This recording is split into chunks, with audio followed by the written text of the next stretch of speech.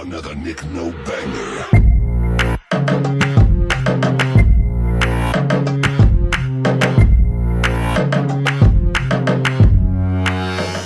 I've been reading an article on MGR where MGR was, where one of the MGR's fan was still following MGR's ideology, and specifically not ideology in totality, but from one of his dialogues and from one of his songs, which inspired him to give away his whole life, committing to help others and committing to do something for the sake of society. So, if that is the impact an actor can have on normal people, current times, like where do you see any such actor who is that much of influential in that sense, nor or who is trying to put audience go through such kind of ideological change or a complete life change?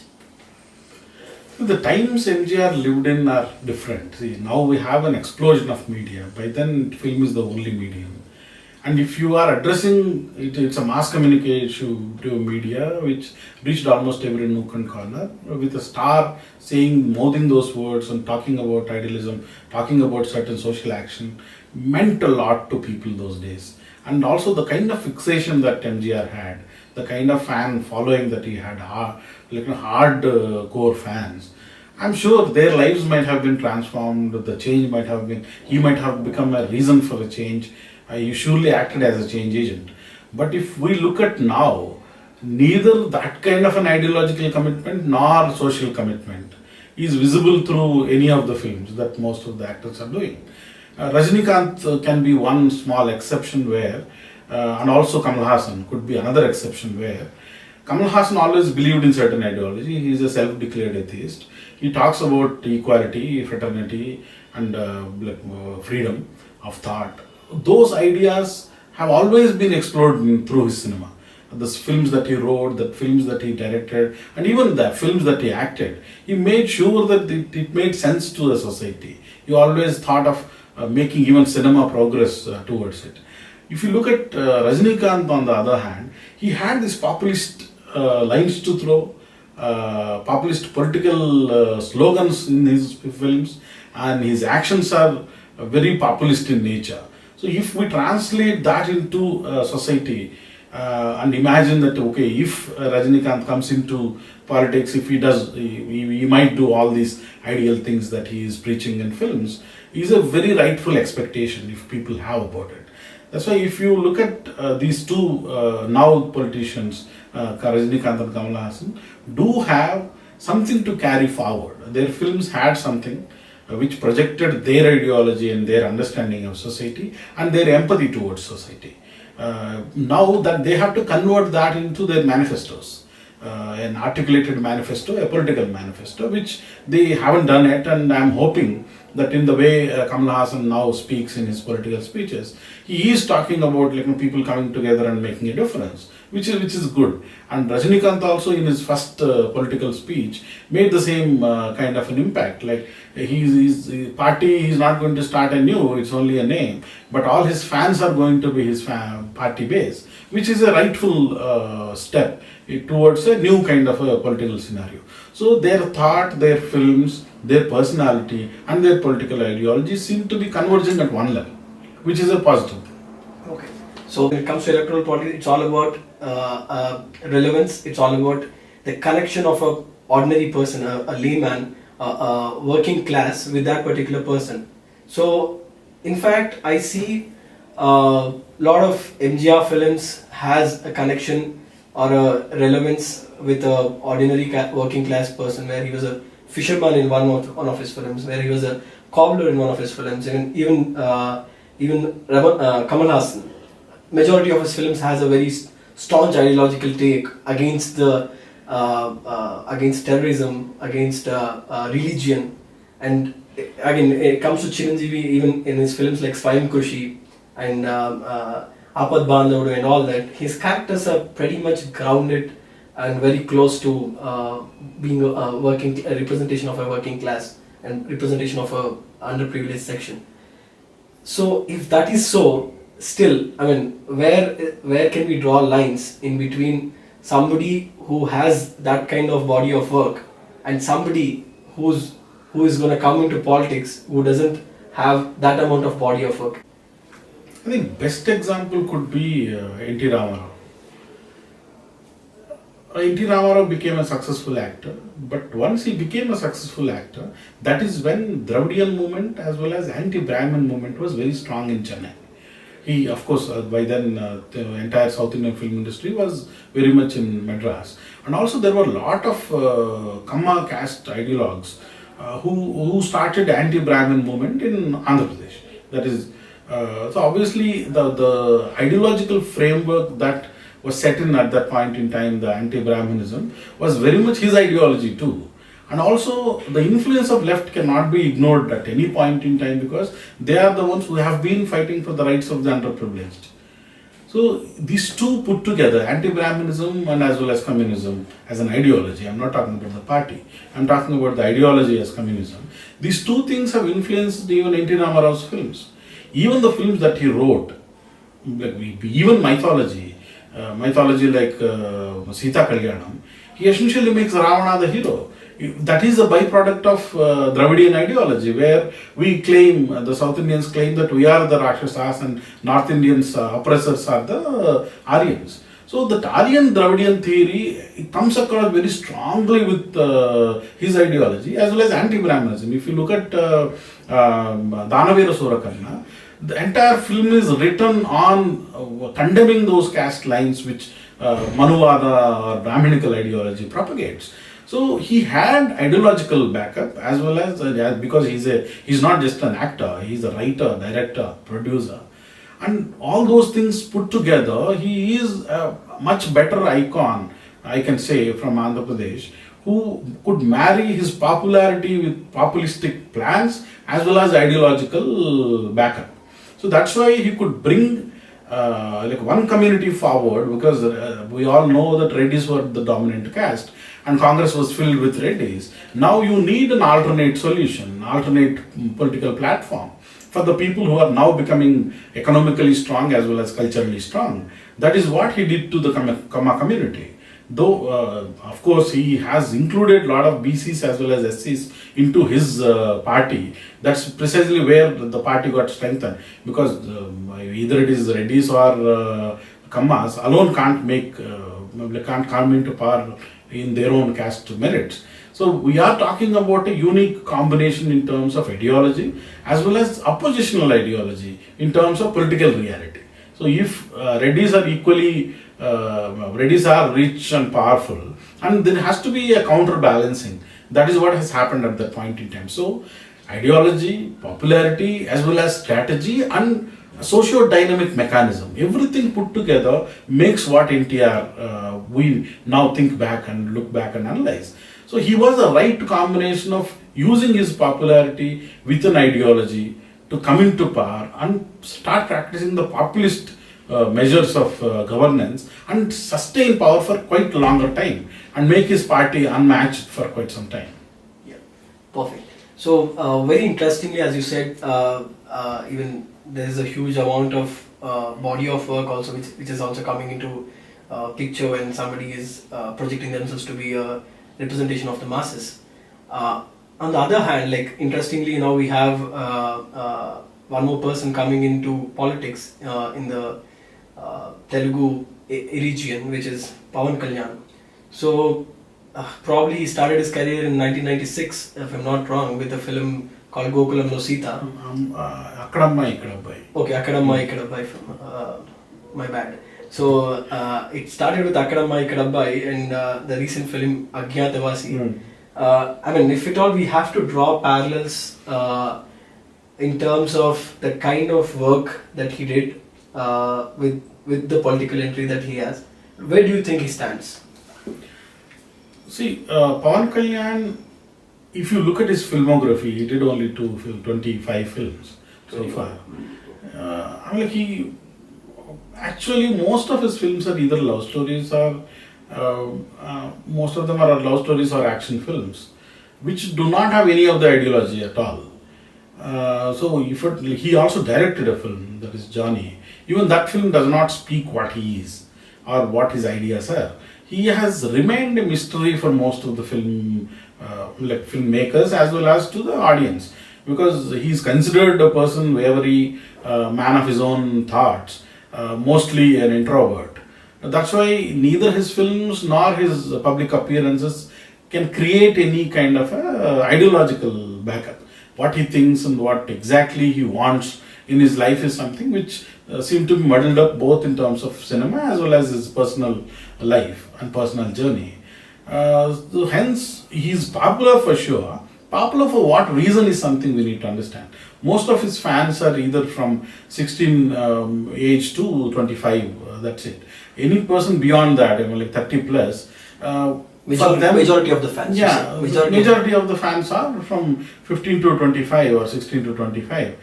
Any person liking him after 30 becomes a joke among their own friends. So that is the kind of image that Pawan Kalyan enjoys. So it is more of a style than substance. So obviously the fan following is not for his acting or the content, but for the kind of style he throws up as an image in front of people.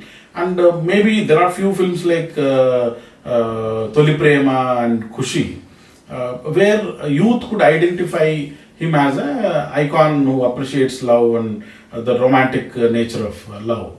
So these are the two films that we can think of where he might have touched the hearts of youth. Even other film called Tammudu.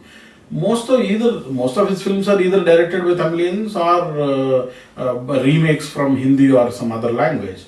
So there is nothing culturally relevant in terms of politics nor in terms of content in most of his films. That's why we can't associate films with the person and with his films with his politics. Either way, it's a clear departure we can see in terms of, in films we don't see any of his politics. Now in politics we actually don't know what exactly he wants out of politics. So a confused soul emotionally trying to make a difference. That's what I see him as. And even if at all we have to associate him personally as well, like there's no clear ideological framework, even if at all he wants to enter into the politics. Neither we can show the personal traits of him or a personal persona that can take him forward to, because that's still unrevealed, as you rightly said, because he's a most kind of introvert. He doesn't want to expose that particular thing out. So there is still a clear distinction between his body of work and his character compared with what the ideology that he's claiming. Because today when you see in majority of his speeches, he claims himself to be a representation of a common man. But again, where can we even, from what exactly we can conclude that he is a representation of common man? And also, if at all that is true, what acts or what particular body of work can draw him towards that idea of that common man? What do you think on these particular, his idea or his understanding of common man? I am really surprised that he calls himself a common man, because in his films he is never. He is a superstar and also a superman who is capable of doing everything. With one thought he can change a lot of things. That's what we get to see in his films. So and also he came into film industry because there was Chiranjeevi already. So he came in as a brother of Chiranjeevi rather than on his father's name. Directly, if his father launched him, or maybe he became a hero on his own, like Chiranjeevi did, we might consider still as a lower middle class or a common man or a middle class. But Pawan Kalyan, by the time Pawan Kalyan understood what the world is, Chiranjeevi was already a supreme hero and later on became a mega star. So in what way he is a common man is a doubtful thing. And his films doesn't represent any of those common man traits, nor talk about the struggle of a common man. Not even why common man, not even a middle class man, leave alone poor and downtrodden. But if that is the case, how about a film like Jalsa, where he himself claims that he is a Naxalite, And like, if that is true, then how can you justify this?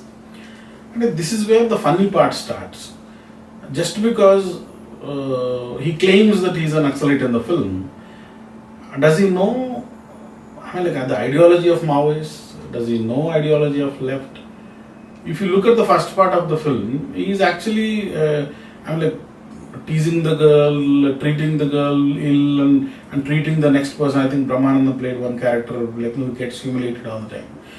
And all those things are nonsense. I mean, like, that is not an ideologically driven person's traits.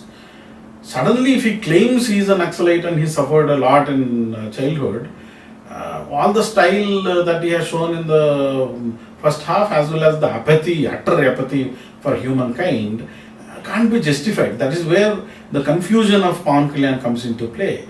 He is neither this nor that. He gets influenced by what he read on that night, and morning he wants to become something.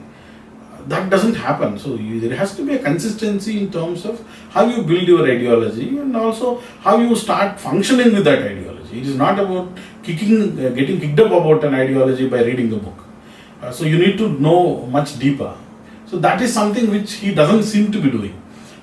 People say he reads a lot of books, but he is not seem to be absorbing those books and making them practical or possible in his life. So the confusion sets in terms of his ideas, his actions, and his speech. Everything seems to be muddled up. That's why his chances of becoming a better politician are only becoming smaller and shorter because of this confusion, is what I sincerely feel. In terms of what we are speaking about Pawan Kalyan, so do you see the same amount of confusion is also triggered very much in the fans of the Pawan Kalyan? Because there's a huge set of controversy that keeps going on, and you are the right person to talk about it, because you have been the victim of all such attacks even before. So do you think, because when somebody is coming onto politics, coming onto a political platform and claiming that he's going to be a representative of people, so as per what even democracy is all about, they are subject to questions, they are subject to criticism, they are subject to dissent, and all that is a part of a political entry. So now that everybody starts to claim that the particular actor need not be questioned, and the amount of criticism that is not being taken in positive sense. So do you think the same amount of ideological lacking, and also the clear cut distinction between his films and his ideologies, this whole lot of confusion is also very much evident in the fans? Is that what you think? What is your take on this? See, obviously, he started his political party in last elections. He made few speeches and he said, okay, he is extending some support to TDP and BJP alliance. But immediate thing could have been to have an established party in terms of office, in terms of office bearers, in terms of people whom you recruit as your own men. All those things have to have happened. Structure of a party is very important, and also ideals of the party are very important in terms of what you represent. He came up with some bizarre four or five rules. That too after 4 years of announcing his launch of the party. That is also not very clear. So far, even district level, mandal level committees have not been formed. If fans also need channelized energies, until unless there is a vision of a leader with an action plan set by the party, which need to have a very extended tentacles in one sense. That extended reach is not there, communication is not there. Fans are confused in terms of what kind of an action we need to do and what we should not. And they turn militant and like the reactionary, start abusing people, start trolling people. All those things are only going to be negative for the party, because see, as long as you are a hero, it's not a big issue. But in a public life, especially in politics, if you are not immune to criticism, and if your fans or followers become reactionary, that will reflect upon you as a party which is going to create chaos rather than the order. So Janasena, in spite of not having any of these structures, now entire Pawan Kalyan fans are branded as rogues and malicious and lumpen elements, which is not right. Majority, Yeah. majority who are turning out to be in the popular stream. So which This is out, these people are coming out as that in that sense, right? No, the public image I'm Yeah. talking about. It might be 10 people, it might be 5 people. But the kind of an image they are throwing up is only a matter of violence in the society. So that is something which no one will appreciate. And second, Pawan Kalyan, we should understand that Andhra politics is all about caste combinations. That is the reality.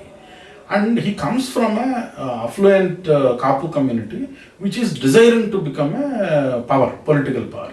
They have been sharing political power, but having power essentially means having a chief minister as the Kapu community, which is undoubtedly is one of the progressive communities, as well as financially, economically more advantaged communities, as well as with the kind of numbers that they have. Anything between 24 to 28% of population is belong to different sections of Kapus.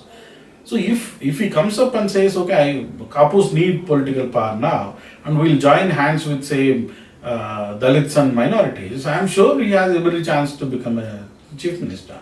But somehow he wants to show himself as a very romantic, idealistic politician, and he says, I don't have caste.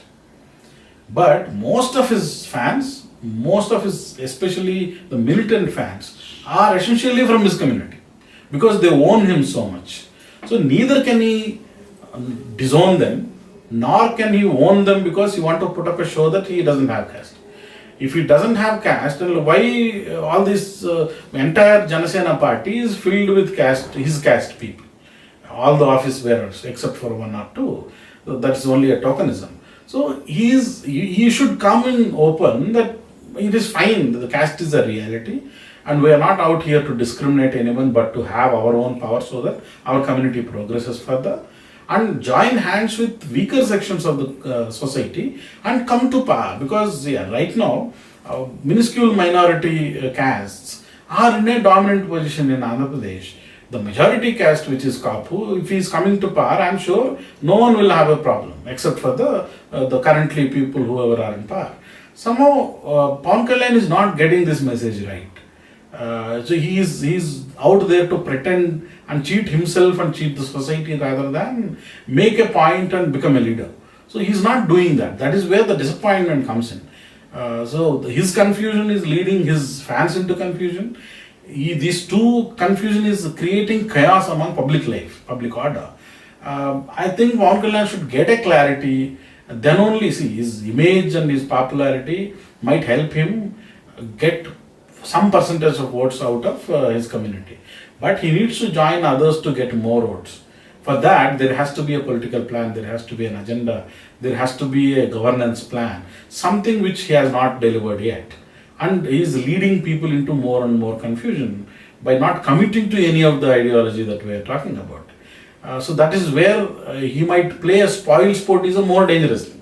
So if we have two camps out there, Telugu Desam and YSRCP, if this guy comes in and splits the secular vote, obviously there is going to be a problem.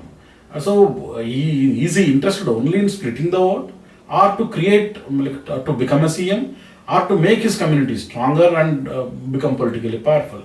He need to choose between these three, and then only we can trust him and people can vote him. Yeah. On the other side, there's also this amount of criticism in terms of his convenient way of reacting to issues. For example, I remember him coming when there was an acid attack in Warangal. I remember him coming out and helping that particular woman's family. And there's been several cases where there's only his presence was only felt on very rare occasions. And I mean, here currently we had a very disastrous incident that happened in Miryalaguda, where this is also killing in the name of caste.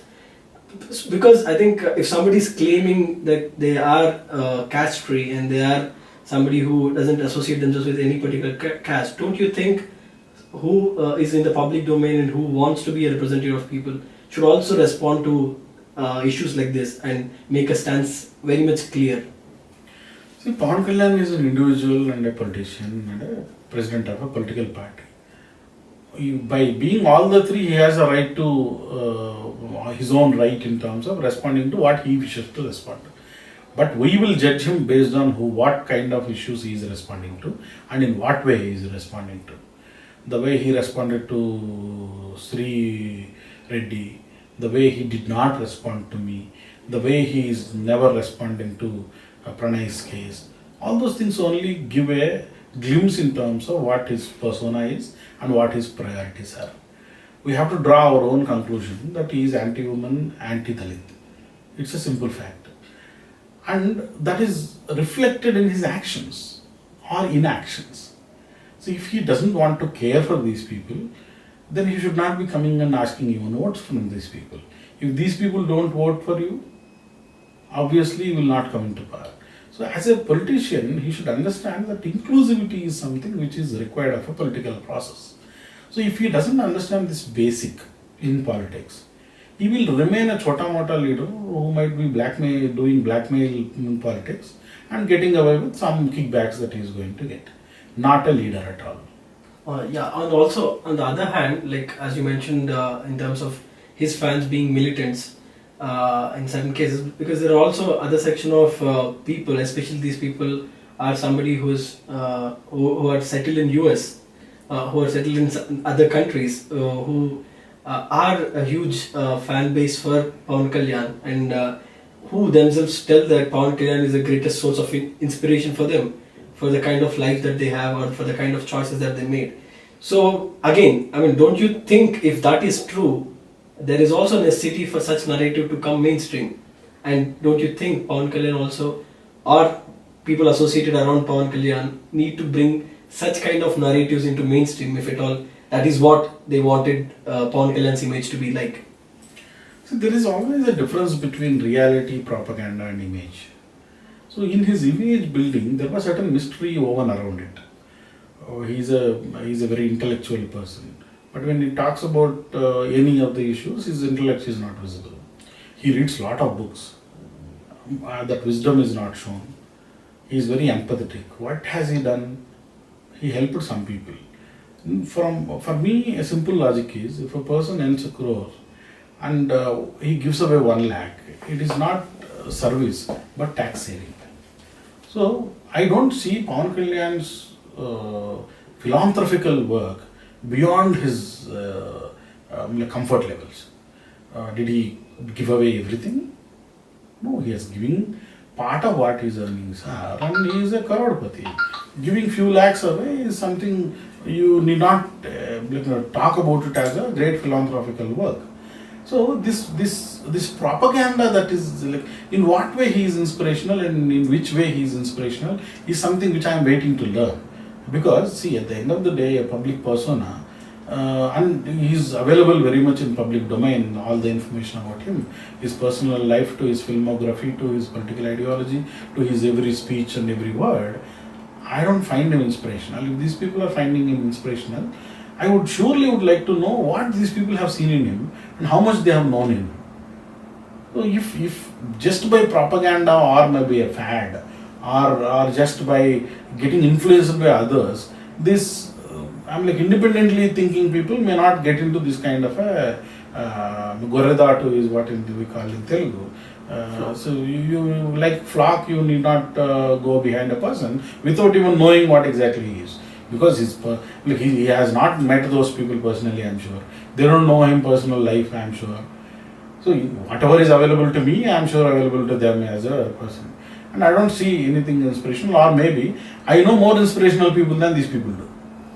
Also, I mean, I think you're also drawing parallels from this section of people where maybe your argument is also can work on this particular level, telling that somebody of Pawan Kalyan's stature, somebody who has got that much amount of fan base, is more capable of doing what he's currently doing, and he has much more scope to do than what he's currently doing. On the other side, what he's claiming himself to be needs to be met more through actions than through the words that he's telling. Is that what you want to tell? Yeah, surely. See, when he was about to come into politics, especially this time, there was a desperate need for third alternative in Andhra Pradesh politics. They have become two centers and two rigid centers, be it Telugudesam or YSRCP. So we needed a third alternative which will break that nexus and make a difference. But Pawan Kalyan, whom we expected to do at least something, somehow is not meeting up to expectations because of his own personal confusion, his own denial of responsibility, his own misconceptions about a lot of things which we call governance and even party building. So he's a disappointment. That is where the problem is. He's capable if he starts behaving the way he should. That is where the problem starts and that is where the problem ends. Also, another important thing is in terms of his outlook for the people of Andhra Pradesh is very much not reflected even any of the manifesto of the party nor on the websites. Like, you hardly have 3 issues that he's currently speaking upon, and which he's claiming that this would be the major issues that would be addressed. Beyond that or within that, what is his understanding of those issues, nor what could be his further view of Andhra Pradesh isn't even clear. So what do you think about that? So that is exactly the point that I have been talking to. Any leader, what do we expect? Integrity of the leader? From a party, clarity in terms of whom they are addressing and what problems they are going to address. There is a present establishment, right? What differently you are going to do apart from this present governance? Because people are not happy with what is happening. So what will you do so that we can vote you? So that is what manifesto is all about. So none of it is clear. Neither his political vision, nor party agenda, nor the future plans for the Andhra Pradesh. So in what way we will trust him to vote? If you don't articulate any of these things in your actions and you don't show that integrity in your behavior and in the way you are going about, why would anybody think that you are an alternative and would like to invest their vote in you? So he arrived with a lot of expectations, but he messed it up. And now people are confused like the way he is, not able to make up minds.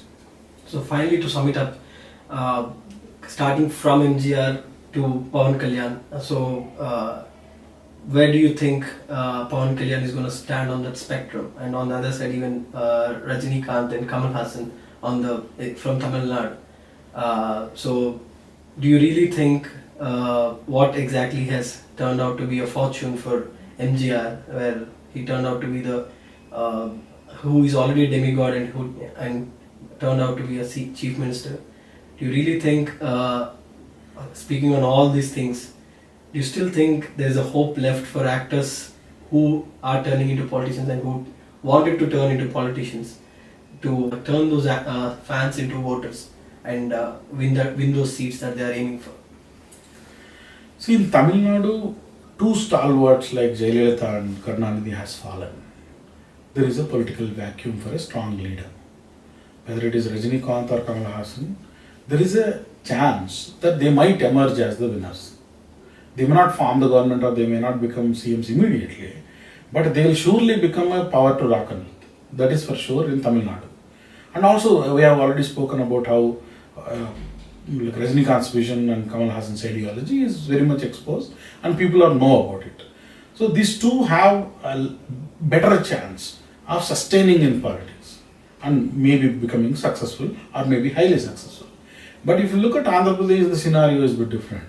It is a bipolar scenario and third party does not have scope. So there is no vacuum. But if you want to create a vacuum, you need to create a bang, which Pawan Kalyan failed to do. Now he can only make a small dent into the vote share rather than maybe like he might win or 2 or 3 MLAs he might get. But he'll neither be in a deciding factor for who becomes a CM nor he will become a CM. So making a small entry is not something which is expected of a star like Pawan Kalyan. But in Tamil Nadu there is a scope and an opportunity. In Andhra I don't see that hope. All right. So hope people might prove you wrong, and parallelly prove you right at the right context in the right points that you have raised. And this seems to be definitely a question to democracy sustaining for a longer time, because the whole key of democracy lies in dissent. And be it Pawan Kalyan, be it Rajnikant, be it Kamal Hassan, whoever that might be, if they are not ready to accept the dissent, definitely that's going to be a downfall for anybody who's going to come into politics. Thank you so much, Mahesh Kathi, for your valuable insights on this particular topic. Thank you. Another Nick No Banger.